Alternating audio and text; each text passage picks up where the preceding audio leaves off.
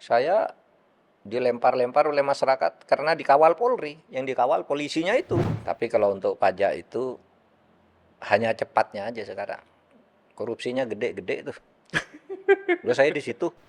Saya kalau anak pejabat mencincai aja di bawah sudah ini aja. Makanya sesudah vonis terus tidak dikejar. Baru terungkap sesudah ada film itu kan, Vina itu. Nah ini kelihatan akhirnya kalau permainannya konyol. Kasus itu penghukuman itu kan tidak hanya pidana. Kita pada waktu itu mengusulkan PSSI harus diganti. Kalau ditawari jadi menteri lagi mau apa enggak, Bro? Nanti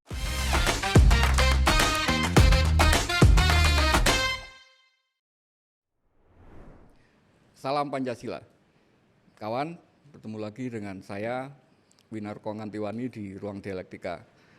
Kali ini kita kedatangan tamu yang sangat istimewa, karena Ruang Dialektika akan mencoba menggali wawasan, kebijaksanaan, dan pemikiran serta gagasan beliau yang mungkin kemarin di tengah-tengah hiruk-pikuknya politik agak bias dengan berbagai macam isu yang ya lebih sensasional, tapi pemikiran-pemikiran yang teknokratisnya, terutama terkait dengan bidang hukum dan penegakan HAM, serta kehidupan demokrasi kita, saya rasa masih banyak sekali yang bisa kita gali.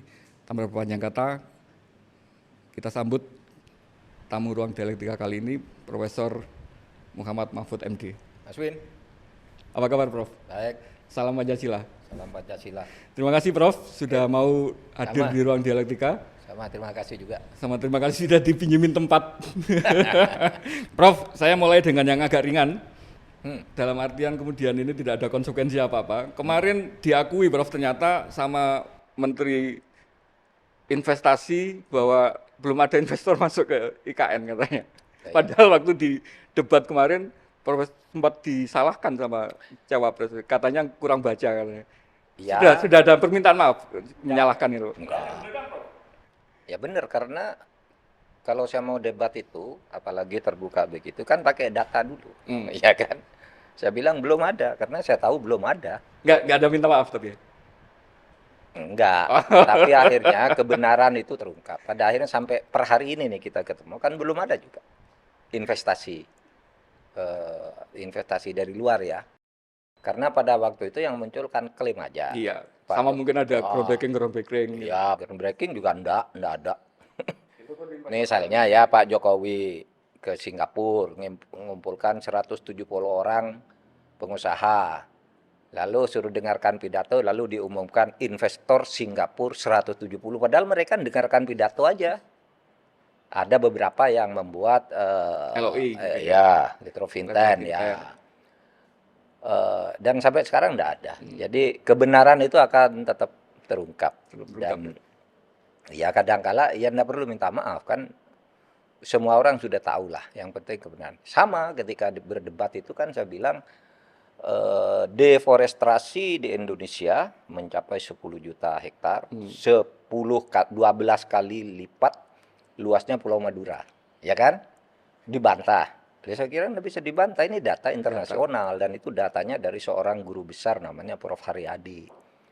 Itu 10 juta itu fakta deforestasi. Bahwa kemudian pemerintah melakukan reforestasi itu fakta juga, tapi kan tidak menghapus bahwa hilang.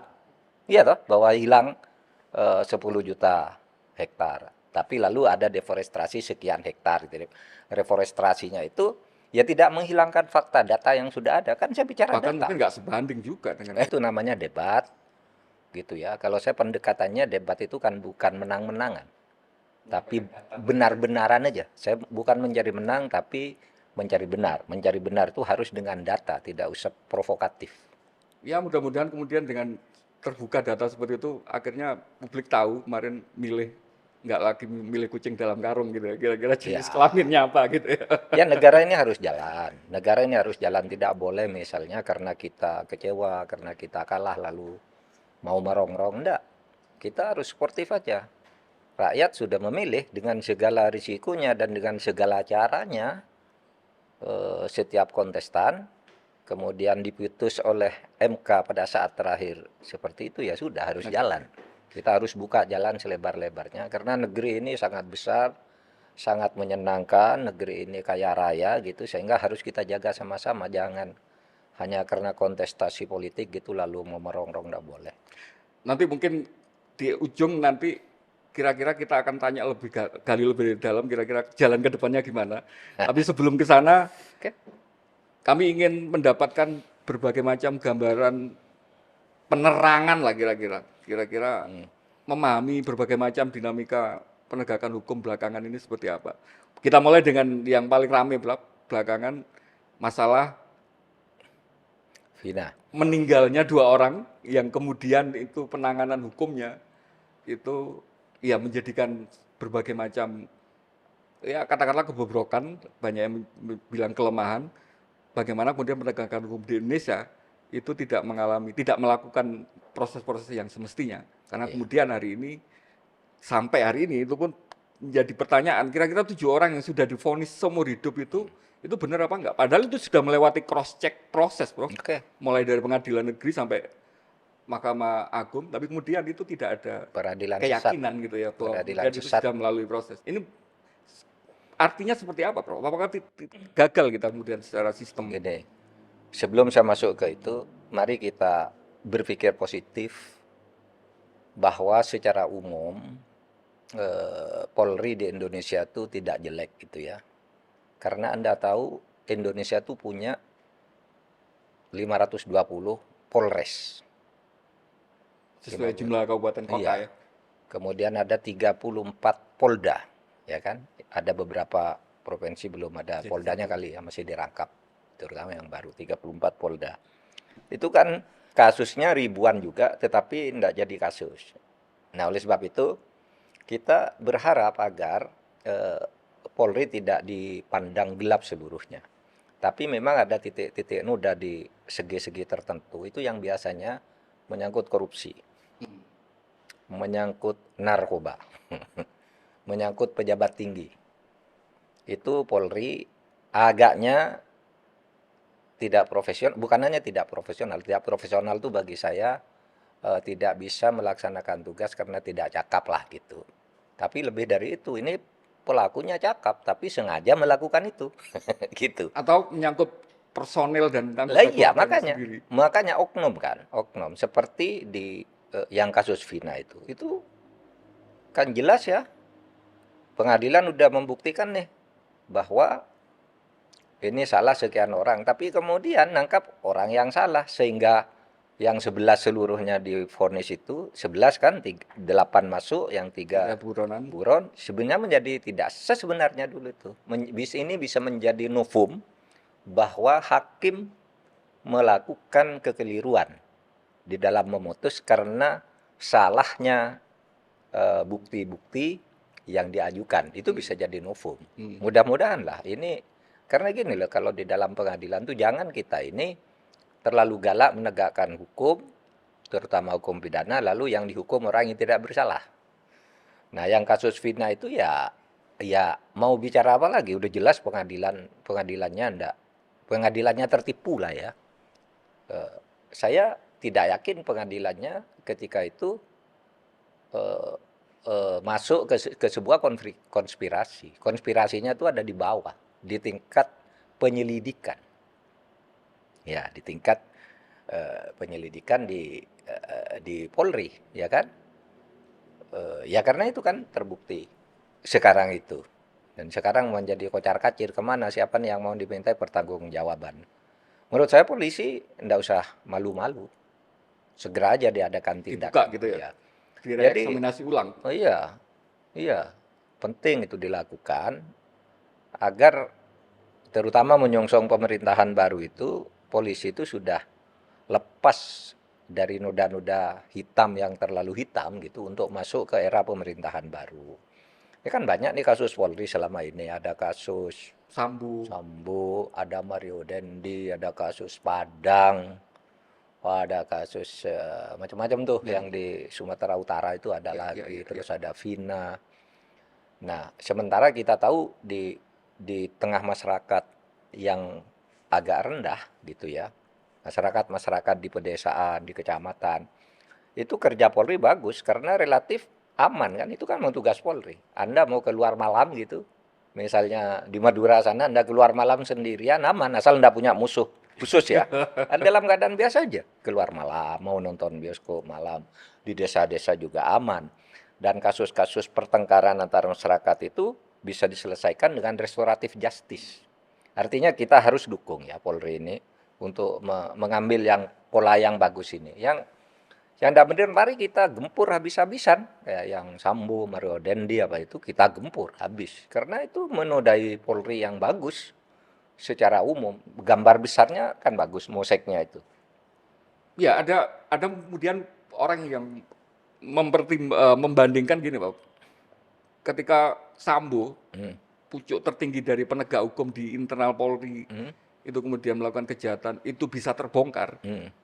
Ya, orang kemudian membandingkan kenapa yang Vina ini yang terlibat katanya hanya sekelas Iya. kasat narkoba itu ini nggak bisa. Nah Ya ini kan? ada yang menyebut gini ya karena waktu itu ada Prof Mahfud yang teriak-teriak dari dalam itu. Sekarang nggak ada yang peran itu. Itu gimana Prof Mahfud? Ya saya tidak ingin terlalu menonjolkan diri dengan itulah tetapi memang mungkin itu dianggap kasus kecil ya karena ada menyangkut anak-anak apa namanya Anak motor. dituduhkan anak motor dan sebagainya. Mungkin pada waktu itu dianggap itu dan orang tidak meributkan juga gitu. Dan ya itu dugaan saya atau yang muncul salah satu sebagian dugaan itu karena itu melibatkan anak pejabat. Sehingga kalau anak pejabat mencincai aja di bawah sudah ini aja. Makanya sesudah vonis terus tidak dikejar. Baru terungkap sudah ada film itu kan, Vina itu. Nah ini kelihatan akhirnya kalau permainannya konyol. Nah ada lagi kemudian gini Bro. Oke mungkin polisinya clear itu yang di bawah melakukan. Tapi yang kemudian ada proses diserahkan ke kejaksaan untuk dieksaminasi. Yang kemudian harusnya institusi kejaksaan terpisah melakukan proses review terhadap penyidikan yang dilakukan Polri. Itu kemudian bisa menemukan kejanggalan-kejanggalannya. Setelah lolos kejaksaan, ada pengadilan yang itu kemudian harusnya terbuka. Iya. Setelah itu ada pengadilan negeri, pengadilan tinggi. Setelah itu bahkan ada sampai di mahkamah. Artinya ada proses yang secara sistem itu kan seharusnya memungkinkan untuk terjadinya review-review. Iya, dan bisa bablas semua. dan itu sering sudah dilakukan review kan banyak perkara-perkara yang dikembalikan oleh jaksa kan karena itu review kan ada yang tertunda sampai 10 tahun lebih kan ada yang masih tersangka di Polri tapi jaksa mengembalikan berkali-kali itu proses review ya banyaklah kalau saya sebut ya terutama menyangkut kasus-kasus politik gitu ya dikembalikan gitu tapi ada juga kemudian yang mungkin karena dianggap sederhana biasanya kan jaksa mengatakan kalau sudah dari Polri oke, sudah memenuhi itu kan ada checklistnya ya checklist oh ini terpenuhi itu mungkin wah ini udah benar gitu mungkin secara prosedural sudah dilewati gitu ya. Iya. Pengadilan juga gitu loh. Ini sudah benar kan sudah rapi kerjaannya di Polri kan kalau yang kayak gitu nyangkut orang kecil nggak jadi berita besar kan. Ya gitu kan akhirnya ya selesai. Tapi itu menurut saya sampai sekarang saya berpendapat peradilan Vina itu adalah peradilan sesat. Ya, peradilan sesat. Artinya peradilan yang tidak tepat cara penerapan hukumnya baik disengaja mungkin oleh tingkat tertentu maupun karena lalai di tingkat atasnya karena menganggap yang di bawah bagus misalnya kan bisa jadi sudah kayak semacam rutinnya aja gitu ya. Iya, pokoknya yang dari bawah sudah lewat itu nggak ada masalah gitu.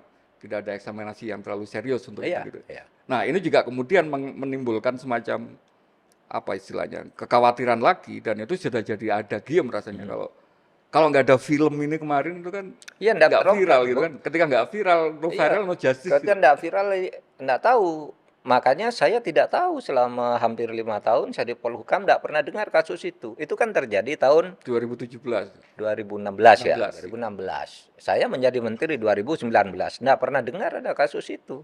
Coba kalau viral di saat saya gitu ya, saya buka, tapi enggak, kan enggak ada. Sehingga orang kan banyak yang bertanya, lo itu kan 2016 baru terbongkar 2024 kan ada Pak Mahfud 2019 kok enggak ditangani? Saya enggak tahu. Itu sudah inkrah pengadilannya baru muncul sekarang. gitu. Tapi sebenarnya sih kalau itu muncul di zaman saya sederhana, masalah gitu. Kan jelas itu. Tapi Prof cukup yakin untuk ini Polri masih akan mau buka gitu ya? Kalau saya baca sih, iya kan saya sudah bilang. Kalau membukanya itu katanya sekarang pelaku-pelakunya sudah ada yang bintang 1, bintang 2. Loh kenapa memangnya kalau bintang 1, bintang 2? Kan provos itu bisa memanggil bintang 1, bintang 2. Nggak harus ditangani di Bahkan Polres. Sambo waktu itu Sambo, tinggi. Sambo bisa, gitu bisa. Nggak apa-apa kalau polisi mau bisa. Dan kalau saya lihat sih pernyataan-pernyataan Kapolri bahwa itu tidak sesuai dengan scientific investigation itu ya, itu mungkin Kapolri akan membuka kasus itu kepada publik. Saya menduga begitu. Oke, Prof. Sekarang kita coba bergeser sedikit topiknya ke penegakan HAM, Prof. Karena ini terutama saya selaku orang Malang itu masih ada semacam Ya, ganjelan, Prof. Yang kemudian ya Prof sendiri pasti tahu karena kemudian waktu itu dibentuk TGPF yang Kanjuruhan ya. Kanjuruhan itu masih menyisakan juga semacam ya kemarahan bahkan mungkin ya terhadap sistem hukum kita. Kenapa kok tidak ada penanganan atau ini yang serius terhadap korban, terhadap pelaku itu tidak ada. Dari 135 orang yang meninggal itu sense keadilan di bawah itu gini, Bang. 135 orang yang meninggal itu yang dihukum paling berat cuma setahun setengah. Polisinya cuma 1 orang yang dihukum. Padahal video di mana-mana, CCTV di mana-mana, HP juga saat itu saksi di mana-mana yang nembak gas air mata dan sebagainya itu di mana-mana. Saya waktu itu ketua timnya ya. Tim investigasi Kanjuruhan itu saya kan ketua timnya. Jadi kalau aspek hukumnya di situ memang kita pidanakan. Tetapi pemidanaan itu sebenarnya korbannya banyak. Cuma sulit untuk mengatakan itu sebagai pelanggaran HAM berat. Karena Komnas HAM sendiri tidak menyimpulkan itu pelanggaran HAM berat.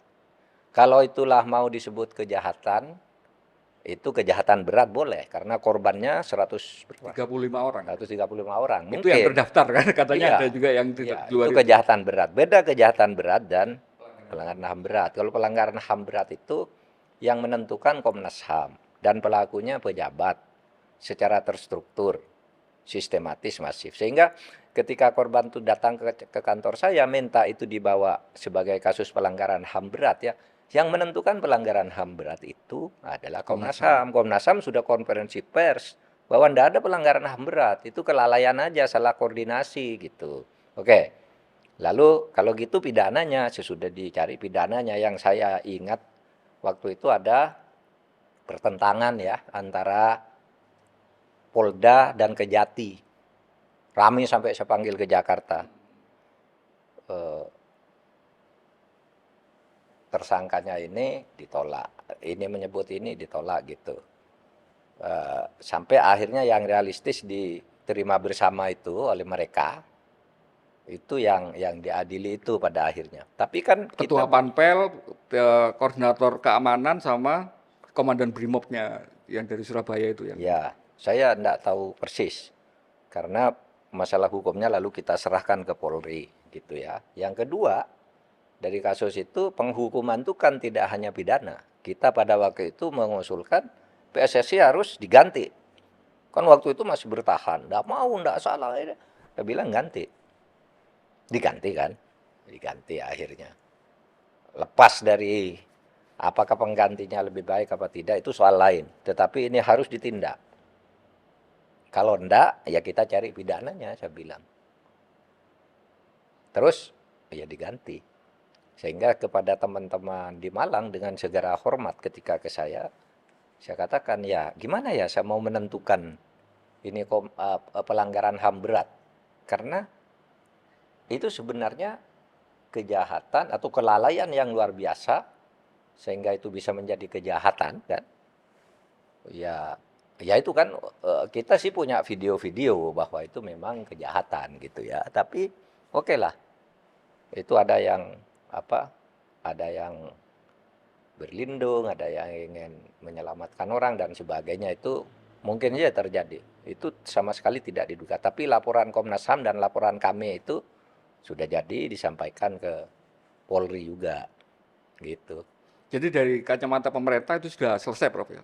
Proses hukum yang sudah Proses hukum iya, maksimal sudah dilakukan gitu. iya. Kecuali nanti ada lain yang bisa dibuka, misalnya ya. Karena kan belum semuanya saya kira ditutup ya. Itu baru yang bisa dijangkau, gitu. Ya itu saya sangat menyesalkan itu kan korban yang segitu banyak, gitu ya. Dan itu menimbulkan ya semacam luka yang rasanya mungkin masih belum sembuh hari ini. Melihat institusi Polri itu di masyarakat itu juga Iya, sudah sangat berubah. iya lah di masyarakat orang. Ya, tidak hanya marah, tapi kemudian itu kemudian Ya di Malang menjadi ya, begitu. Ketika kasus Sambo itu saya dilempar-lempar oleh masyarakat karena dikawal Polri, yang dikawal polisinya itu. yang dilempar Sambo, yang dilempari pengawalnya. Sambo, Sambo katanya. Lalu saya minta dikawal oleh yang lain. Saya bilang nanti saya dikira polisi juga kan. Nah, Itu artinya yang seperti ini, saya nggak tahu menyebutnya apa, dampak sosial terhadap distrust terhadap apa penyelenggara penegak hukum. ya harus Ketika ini. berbenah diri, harus berbenah diri. Berbenah diri itu ada momentumnya. Ini 3 bulan lagi kan pergantian pemerintahan. Nah Itu kesempatan ya untuk disitulah presiden bisa apa membuat keputusan apa yang paling penting, dan itu menjadi penting sikap presiden itu di awal-awal pemerintahannya ya. Sehingga ini polisi harus begini, masalahnya di sini yang harus dibenahi ini. Tanpa mengobrak-abrik masa lalu lah, kita kan mau ke depan kan gitu kan. Itu presiden yang bisa. Dan ya menurut saya Pak Prabowo bisa melakukan itu. mungkin ya masih bisa dilakukan. Saya, Momentumnya ada saya, gitu ya. saya melihat Pak Prabowo bisa, karena Pak Prabowo itu biasanya terus terang sih. Gitu ya, enggak menyembunyikan agenda. Oh, gitu bisa. Menurut saya ya, tapi enggak tahu lah. Dengan kemudian wawasan yang seperti itu, bisa nggak kira-kira Profesor Mahfud memberi kami peta apa-apa sih yang kemarin itu sudah dilakukan, yang itu dalam tanda petik on the track gitu. Apa yang kemudian itu masih kurang, yang selama Prof Mahfud menjabat sebagai Menko Polhukam gitu ya. Sehingga kemudian katakanlah untuk peta jalan ke depan pemerintahan baru, apa-apa yang ya keberlanjutan dan sebagainya atau bahkan mungkin dihilangkan itu menjadi jelas gitu.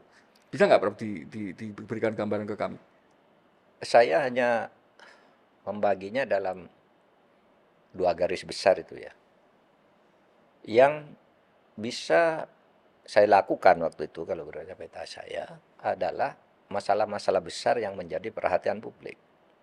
Karena yang biasa-biasa saja tuh sudah berjalan di masyarakat. Kontrol di tingkat daerah, LSM daerah jalan juga, media jalan gitu.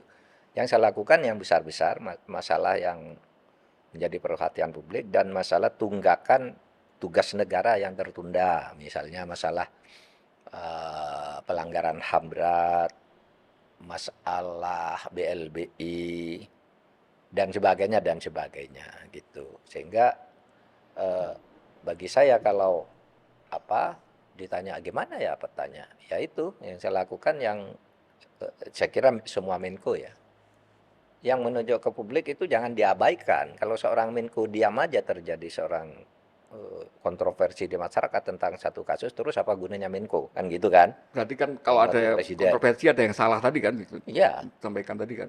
iya saya begitu aja anunya. Lalu yang kedua, masalah hukum itu kan satu ada kebijakannya, yang kedua ada penegakannya. Lalu yang ketiga ada distribusi tugasnya. Ya kan? Misalnya di DPR, proses pembuatan hukum. Kita enggak bisa intervensi ke sana. Enggak bisa memaksa kan? Kalau kita katakan ini, di sana katakan tidak, lalu tidak ketemu jalan tengahnya, ya enggak jadi. Kan gitu. Seperti orang-orang tuh kan sering bertanya, tuh gimana tuh Pak Mahfud, kok ada undang-undang begitu gitu. Loh DPR tuh. Kalau misalnya sangat ramai, seperti dulu, seperti ideologi Pancasila ya, pedoman ideologi Pancasila apa itu sudah hampir lupa saya. Itu kan rapi banget. Baru saya turun ke DPR bersama. Ini enggak usah, meskipun sudah disetujui oleh Balik di DPR gitu. Tapi kalau misalnya DPR mau maksa, kan kita enggak bisa Nggak juga. punya kewenangan Iya. apa-apa ke sana gitu ya. Iya, jadi itu kadang-kala orang, wah Anda jadi Menko sekian kok masih terjel ya. Memang bukan tugasnya. Lalu ke pengadilan, saya kan enggak bisa masuk juga kan ke pengadilan. Nggak bisa saya. Oleh sebab itu terkadang pejabat-pejabat daerah yang nakal itu, aparat penegak hukum daerah yang nakal, kalau saya mau turun, itu langsung diserahkan ke pengadilan kasusnya. Kalau sudah diserahkan ke pengadilan, itu saya kan nggak boleh masuk. Seolah-olah biar sembunyi, Iya, biar sembunyi. diamankan gitu ya. Banyak kasus begitu. Saya turun gitu, udah pengadilan aja. Kelihatan secara formal dinaikkan, tapi ternyata Iya. itu alat untuk menyembunyikan Iya. dari ininya Pak Mahfud ya. Lalu orangnya dimutasin. Orang dipindah. Gitu. Nah, tapi itulah kita bernegara menghadapi fakta-fakta seperti itu. Kita harus ya bisa memahami hal-hal seperti itu agar bisa juga menyelesaikan secara lebih terarah dan terencana gitu ya. Tidak asal ada muncul, tapi terarah ini dipetakan kayak gitu. Ya karena kemudian memang di mata publik seolah-olah memang keinginan untuk mendapatkan, ya katakanlah kalau pertarungan itu jurus yang sakti itu nggak bisa dihilangkan, Prof. Artinya Profesor beberapa kali saya dengar di forum melanjutkan diskusi di Hutan Kayu kemarin misalnya, semua strategi, semua teori hukum Oh itu iya. kita sudah terapkan gitu. Tapi ternyata kemudian pelaksanaannya yang gimana caranya untuk Semua aturan itu sudah menuju ke kebaikan semua lah. Apa saja coba. Polri sudah punya peraturan disiplin, sudah punya macam-macam, kejaksaan juga punya. Tapi kan persoalnya ada di aparatnya, terutama mental aparatnya kan, gitu. Sehingga kalau hukum itu ada 3 kan, pembangunannya 1 isinya, substance, lalu yang kedua structure. Yang ketiga culture. Nah ini yang structure ini organisasinya udah bagus diatur, materi muatan pengaturan organisasi ada ini, ada itu, sanksinya ini. Tapi structure itu kan ada pejabat juga, structure. Pejabatnya ini yang bermasalah lah, yang bermasalah di pejabatnya. Jadi agak klise kemudian bahwa ya caranya menggantikan ini ya diganti orangnya itu kan nggak mungkin sebuah proses yang kemudian kita memotong generasi. Karena kemudian proses itu transisinya ya berjalan secara tidak mudah ya. Tidak mudah itu potong 1 generasi misalnya. Saya pernah juga mengusulkan itu. Dulu kan terjadi di Georgia itu. Hakimnya diganti semua. Dia minjam hakim dari Belanda dan Inggris. Iya. Sampai diimpor gitu ya. Setahun diimpor hakimnya. Untuk membersihkan itu bagus. Hasilnya bagus. Karena undang-undangnya di sana membolehkan. Pokoknya hakim yang bagus. Kita kan undang-undangnya mengatakan seorang hakim harus warga negara Indonesia dan harus dari bawah, gitu ya. Berkarir gitu. Karir kan, tidak boleh kita mau ngangkat hakim dari luar. Dulu pernah ada Mahkamah Agung tuh hakim nur karir, muncul nama Artijo, ya kan, nama Bagirmanan dan lain-lain itu kan bagus-bagus juga. Abdurrahman Saleh dulu waktu itu masuk kan jadi hakim agung sebelum jadi jaksa agung. Nah sekarang kecenderungannya dikembalikan lagi. Hakim itu karir saja karena mereka berjuang dari bawah dan mereka banyak juga yang bagus-bagus. Gitu. Cuma tidak dilihat oleh DPR. Mungkin itu benar juga agar karir gitu. Saya dulu pernah mengusulkan juga ada lustrasi. Lustrasi nasional. Lustrasi itu artinya potong. Potong ganti semua gitu.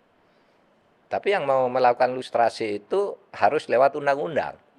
Nah, yang harus membuat undang-undang itu kena lustrasi juga. Nah, jadi akhirnya. Ngapain motong diri sendiri gitu ya. Saya pernah nulis di Kompas itu tentang lustrasi nasional.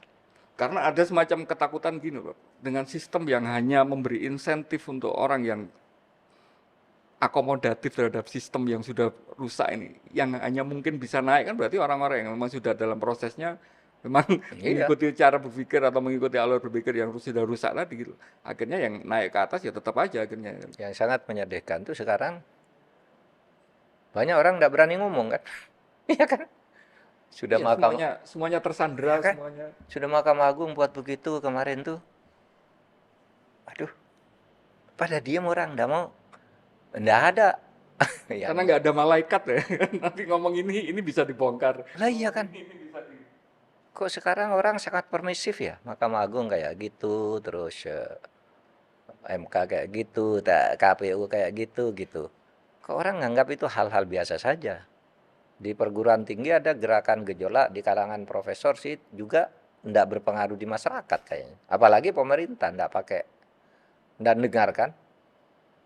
Ini kan bahaya bagi masa depan ya. Gini loh maksud saya. Mungkin orang bisa menikmati itu. Saya bisa mengendalikan MA, saya bisa mengendalikan MK, mengendalikan KPU. Bisa menikmati sekelompok orang sekarang. Tapi orang ini kan nanti akan yang ini agak pergi, ini ke sana, ini ke sana. Ini nanti akan terjadi masalah. Karena ini orang yang sekarang melakukan itu nanti akan kena hal yang sama dengan cara itu. Oleh pendatang-pendatang baru ini, pendatang politik baru kan pasti masuk. Loh, saya dulu begitu. Kamu segini kan? Gitu kan? Maka kita Sistem dengar politik ada, yang didasarkan pada dendam gitu kan jadinya. oh, maka saya punya teman beberapa pejabat tinggi itu sudah bintang 3 gitu. Datang ke saya. Dikerjain oleh juniornya yang sekarang aktif. Saya di sana loh Pak dulu, saya pemimpin dia, saya Diasuh diperhitungkan gitu. sekarang. Loh, karena saya bilang, Anda dulu muka melakukan begitu ke orang lain. Dia naik, Anda diberlakukan begitu. Nah kalau politik-politik kayak gitu kan bahaya bagi negara.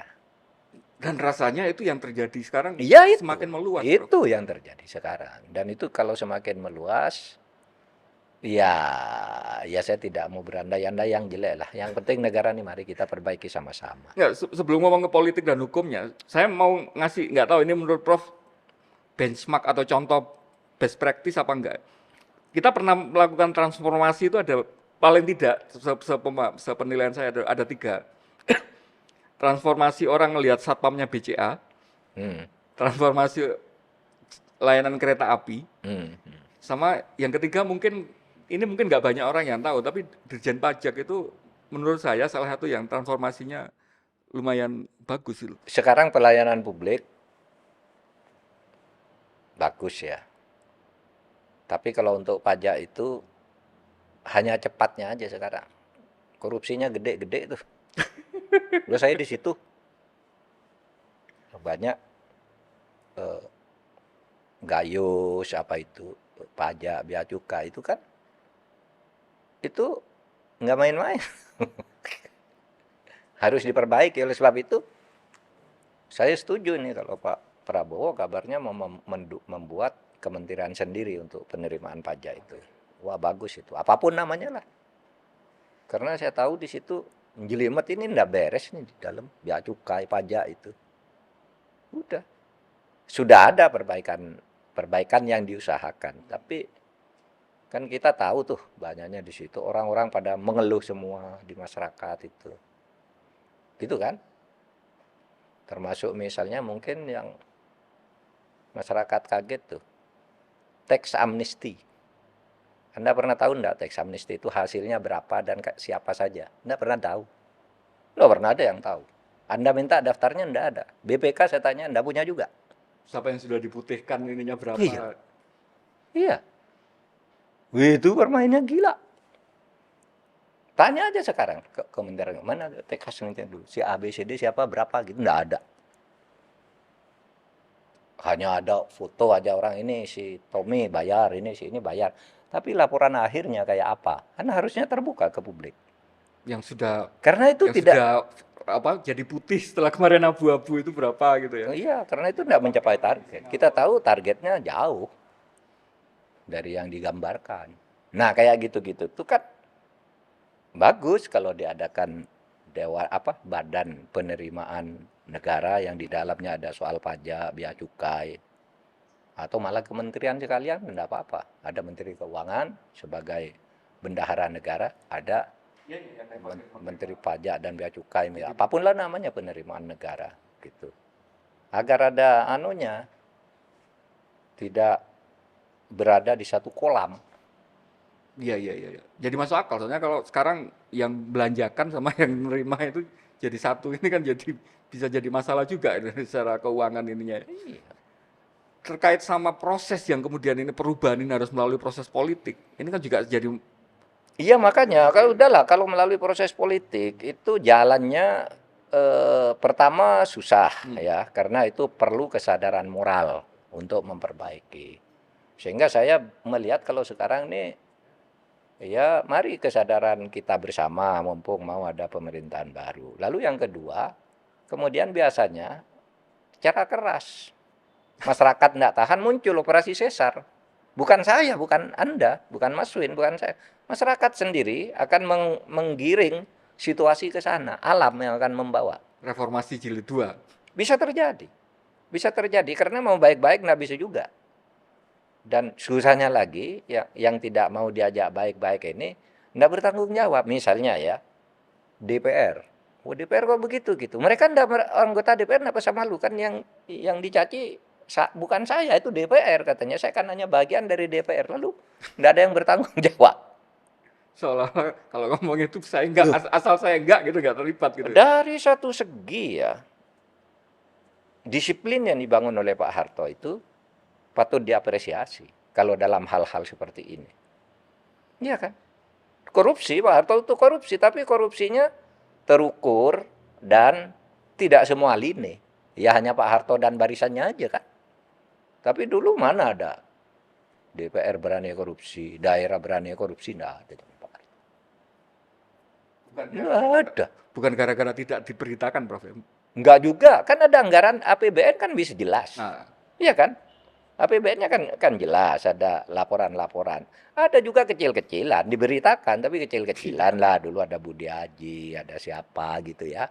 Ada, Pak Harto tuh korupsi dia. Karena mengatur lalu lintas proyek itu kan pemerintah Pak Harto dulu. Tapi dia tidak membiarkan misalnya DPR ikut korupsi, Pemda ikut korupsi, DPRD ikut korupsi. Mana ada zaman Pak Harto? Itu bukan diberitakan, memang tidak diberi kesempatan untuk itu. hari ini kemudian Mendagri merilis kemarin 62% kepala daerah terlibat korupsi. 600 kepala desa sampai ke desa, Prof. Itu sudah Iya, kan? terlibat korupsi. Artinya kan sudah semakin Ya itu. melahkan. Jadi sekarang semakin dibuat aturan bahwa ini diawasi oleh ini diakukan oleh ini, prosesnya Pengawasnya begitu. Nah, diawasi oleh yang pengawasnya itu malah yang main. Nakut-nakuti. Nah, lalu dipegang lehernya. Nanti kalau kamu ndak ini Jadi saya ATM buka. berjalan gitu ya. Iya, kasihan. Anda dari Jawa Timur ya? Dari Malang kan, Mas Win kan? Nggih, Malang, Bro. Maksud saya masih tetap di Malang sekarang. Masih, Bro. Itu dulu ada seorang bupati di sana. Ketua DPRD di salah satu kabupaten di Jawa Timur itu. Tahu enggak? Wah, diperas oleh aparat penegak hukum. Karena dia membuat anggaran DPRD. Itu korupsi bersama lah, kecil-kecilan lah. Berjamaah. Oh iya, lalu ini ketuanya ini difoto. Rumahnya sudah punya mobil 2. Dulu enggak punya rumah, istrinya sekarang 2 ini. Nanti datang aparat yang satu, cincai, enggak diangkat. Ganti pejabat, dicincai lagi. Sampai hartanya habis masuk penjara 17 tahun. Sudah diperas atau Sudah. masih akhirnya diproses? Sudah diperas. Makanya hati-hati. Kalau Mas Win suatu saat jadi pejabat, hati-hati loh. Oh iya, nanti Anda bisa main sekarang, besok suatu saat diperas orang. Kalau sistemnya masih seperti ini ya. Dan itu banyak yang mengalami seperti itu. Diteror lah, lalu rekeningnya dibuka, kamu punya rekening, jadi ATM lagi. Ya, rasanya memang tidak masuk akal untuk kemudian berharap sebuah obat jitu yang kemudian satu Moral. Moral. Kayak dulu pemimpin-pemimpin kita kan moralnya, etikanya tinggi sekali dulu. Pemimpin-pemimpin kita itu. Merasa kalau bukan haknya itu enggak mau. Merasa bahwa kita ini menjadi pejabat itu adalah ya pesuruh negara. Bukan penguasa negara. Nah itu, yang sekarang tuh orang jadi pejabat merasa bisa melakukan segalanya. Nanti pas mau turun takut. akhirnya anaknya harus dipasang lagi gitu kan. Nah itu kan sudah spesifik. Nah lah di berbagai daerah juga kan. Karena bagi saya itu salah satu apa istilahnya bukan kebusukan lah. Salah satu masalah dari sistem dinasti adalah penerusnya itu tidak mungkin bisa mengkoreksi apa yang kesalahan yang Ya sebelumnya ada yang ketika penerusnya, ada juga yang menyiapkan penggantinya dari temannya dari sendiri. temennya. Atau yang tidak bisa itu ingin menjabat lagi, memperpanjang lah, saya calon lagi Iya kan, lah biar gitu, apa incumbent lah. masalah-masalah yang kemarin Atau tersembunyi kalau itu ndak bisa itu semua nanti nyewa pengawal, bayar lagi dia, diperas dia. Mantan menteri kayak mantan pejabat tinggi diperas dia, bayar pengawal, diamankan saya agar kasus saya agar saya tidak dihajar orang, agar kasus saya yang dulu tidak ada yang buka, nyetor tuh tiap bulan. Agar itu tidak dibuka. Kalau orang tidak hati-hati, maka jadi rusak. sepertinya memang apa istilahnya problemnya terlalu sistemis untuk kemudian Oh iya. bahkan Ya oleh makanya kesadaran moral dulu atau operasi sesar. dan kita kan tidak berharap ada operasi Tidak sesar lagi. ada, tidak berharap. Kita kesadaran moral. Mumpung ada momentum, mari kita perbaiki. Tidak usah ombro-ombro, jaga negara ini negara yang sangat indah, kaya. Belum benda makmur. Kalau makmur itu kan artinya senang bersama ya. Ini negara yang kaya raya tapi tidak makmur. Dan tidak adil juga. Ya kan? Karena kan tujuan kita tuh masyarakat adil dan makmur, ya kan? Belum adil, belum makmur. Prof, terakhir dengan kemudian sedikit menoleh ke belakang dari akademisi, Menteri Pertahanan, anggota DPR, Ketua MK, sampai Menko Polhukam. Terakhir kemudian bahkan maju di kontestasi tertinggi sebagai politisi untuk maju di kontes kepemimpinan bangsa. Kira-kira dengan berbagai macam pengalaman panjang tadi di bidang hukum, melihat kondisi hari ini, apa yang bisa dipesankan kemudian karena sebagai apa istilahnya aspirasi lah untuk kemudian ini loh wisdom dari orang yang sudah berkecimpung di sana. Kalau kemarin mungkin dipandang sebagai program kampanye gitu, tapi kalau hari ini kan sah kita sebagai warga negara, pemerintahan baru mau membentuk struktur kabinet dan sebagainya, kita berharap inilah agenda-agenda yang kemudian harusnya kita lakukan. Enggak, kalau agenda-agendanya semua sudah bagus. Pelaksanaannya enggak ada. Anda mau tanya mana agenda yang tidak bagus? Bansos. Kan bagus untuk nolong rakyat. Tetapi kemudian pelaksanaannya kan tendensius. Ditengarai tendensius. Orang yang mau memberi kesaksian tentang itu enggak berani juga. Akhirnya membenarkan meskipun secara bisik-bisik. Kok saya ini begini loh. Saya sudah disuruh ke pengadilan ngomongnya lain. Enggak berani. Itu kan moral. Di media ngomong apa, di belakang ngomong apa gitu Iya, ya. apalagi di pengadilan. Memperkuat. Takut juga dia. Nah, oleh sebab itu bagi saya tidak perlu aturan. Sudah laksanakan aja tuh. Yang terpenting itu adalah moral. Dan moral itu tidak ada sanksi hukumnya kalau melanggar. Tapi ingat, sanksi moral itu berat. Kalau di masyarakat kita itu ada namanya sanksi otonom. Kalau sanksi hukum itu kan sanksi heteronom, sanksi yang ditegakkan oleh hakim, jaksa, polisi. Sanksi kamu. Kalau Anda ketangkap, itu akan ada sanksi otonom namanya. Karma namanya kalau dia. Orang yang begitu itu tidak akan selamat. Kalau tidak dianya, keluarganya, keturunannya. Biasanya sayangnya itu dianggap sebagai nilai-nilai tradisional gitu ya.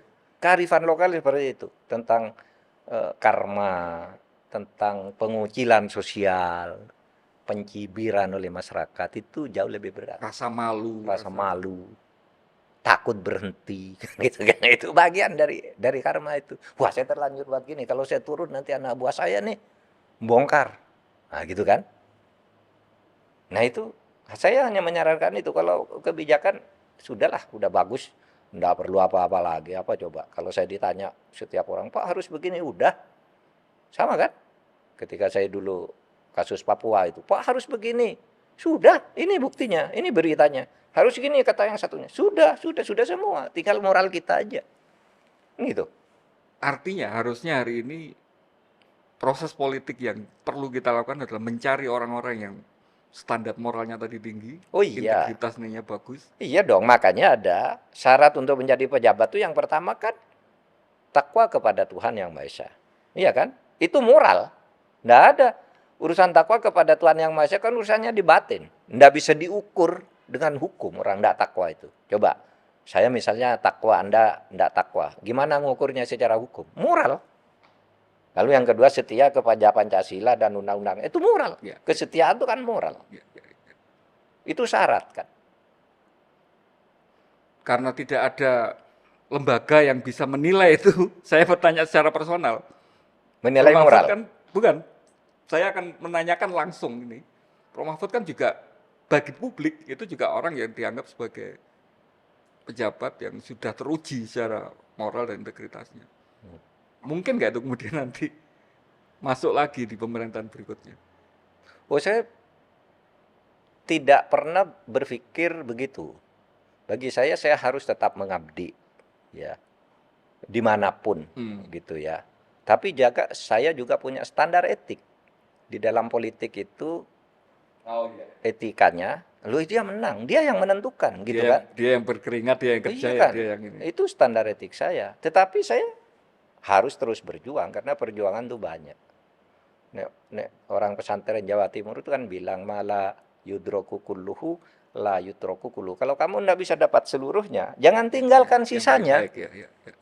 Anda tidak bisa di sini, Anda bisa di sini, bisa di sini, kan banyak yang bisa kita lakukan. Nggak mutung gitu ya, nggak ini sama sekali gitu ya. Apalagi saya sudah banyak, kalau ibarat orang berlomba itu secara karir saya sudah menang banyak lah. Saya dulu karirnya hanya ingin jadi dosen, yang pasti itu ingin sejak kecil berubah-ubah cita-citanya. Tapi sesudah kuliah tuh ingin jadi dosen, udah jadi guru besar. Itu udah cukup bagi saya. Menang banyak, mau jadi menteri, jadi DPR, jadi ini. Apalagi saya kan. Oleh sebab itu tinggal mengabdi aja. Saya tutup dengan pertanyaan yang paling konkret, Prof. Kalau ditawari jadi menteri lagi, mau apa enggak, Prof? Nanti jawabannya kepada yang nawari aja. Terima kasih banyak, Prof. Oke. Atas waktunya. Ya, terima kasih. Mudah-mudahan